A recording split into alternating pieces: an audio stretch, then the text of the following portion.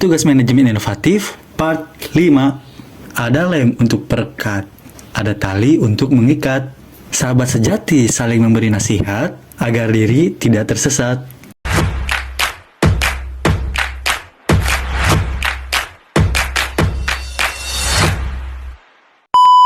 Halo semuanya, kembali lagi bersama saya Ahmad Titaklana dari kelas 2J MSDM dengan NPM 121020077. Pada video kali ini, saya ingin membahas materi tentang pembelajaran berbasis kompetensi. Ada beberapa hal yang ingin saya bahas terkait dengan pembelajaran berbasis kompetensi. Yang pertama, ada tujuan pendidikan dan pelatihan berbasis kompetensi. Tujuan pendidikan dan pelatihan adalah kompetensi yang diharapkan dicapai peserta setelah menyelesaikan proses diklat. Kompetensi berbentuk kinerja atau unjuk kerja yang baik dalam bidang kehidupan ataupun pekerjaan. Kinerja yang baik dapat dicapai berkat kemampuan menerapkan pengetahuan, keterampilan, dan sikap perilaku. Lalu ada kurikulum berbasis kompetensi. Kurikulum berbasis kompetensi adalah kurikulum yang ditunjukkan untuk menciptakan tamatan yang kompeten dan cerdas dalam membangun identitas budaya dan bangsanya.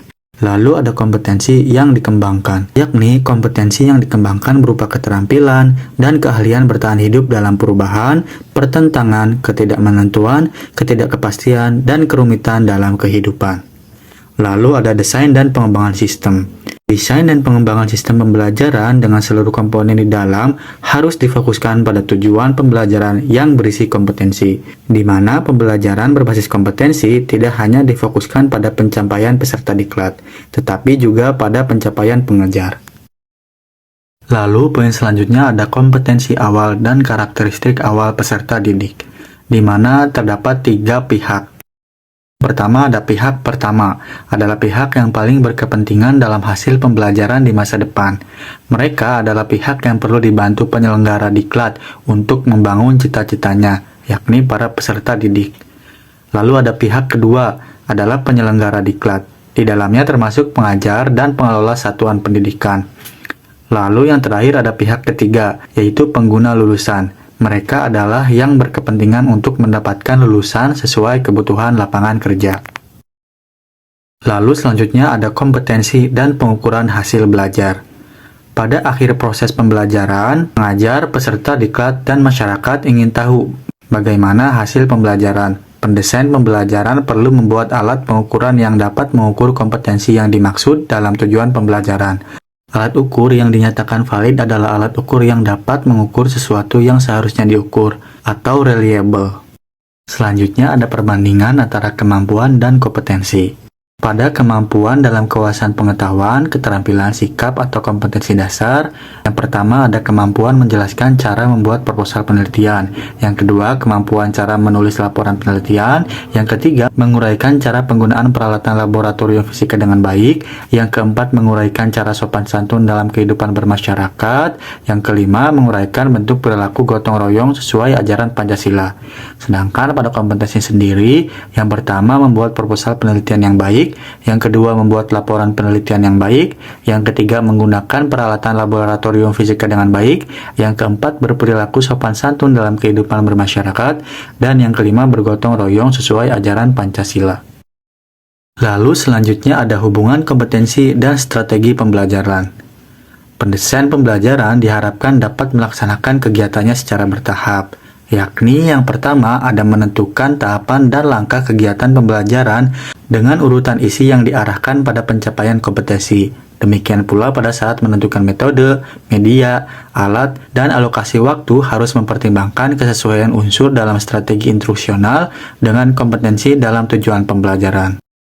Dan yang kedua, ada pengajar melaksanakan rencana strategi pembelajaran yang telah disusun dengan memasukkan upaya pemberian motivasi sepanjang proses pembelajaran, agar peserta didik memfokuskan perhatiannya pada seluruh pembelajaran. Upaya pemberian motivasi berupa pemberian pujian, penguatan, pemberian alat yang relevan, dan menanamkan keyakinan kepada peserta didik bahwa ia secara bertahap akan berhasil mencapai kompetensi yang ada pada tujuan pembelajaran. Untuk pembahasan terakhir, ada hubungan kompetensi dan pengajar atau fasilitator. Yang pertama, fasilitator perlu menguasai bahan pembelajaran dengan baik. Dengan penguasaan bahan pembelajaran, ia akan mampu tampil meyakinkan pada saat mempresentasikan isi bahan ataupun saat menjawab pertanyaan peserta didik. Yang kedua, fasilitator perlu terampil merancang dan melaksanakan strategi pembelajaran, meliputi tahap pembelajaran runtut saat menyajikan isi pembelajaran, menggunakan berbagai metode, media, dan alat, mengelola waktu secara efisien, ataupun memotivasi penguatan dan penghargaan sepanjang proses pembelajaran. Yang ketiga, ada fasilitator perlu menggunakan sumber belajar yang tersedia di perpustakaan, peralatan laboratorium, ruang pembelajaran, dan mampu menciptakan sendiri sumber pembelajaran lain jika sumber belajar ideal tidak tersedia.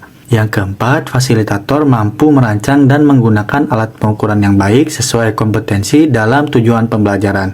Alat pengukuran yang baik dapat dilihat dari validitas, reliabilitas, dan kepraktisan penggunaannya. Lalu yang terakhir, fasilitator mampu memperoleh dukungan tenaga kependidikan dan pengelola satuan pendidikan di tempat kerja. Dukungan tenaga kependidikan berupa penyediaan ruang pembelajaran dan peralatan yang tersedia dari pimpinan satuan pendidikan, mendapat keleluasaan berkreasi dan berinovasi dalam melaksanakan pembelajaran. Baik teman-teman, selesai sudah video pembahasan kali ini.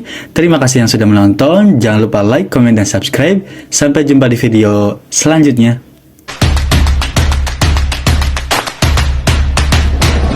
Mana? Mana? Mana? Aduh!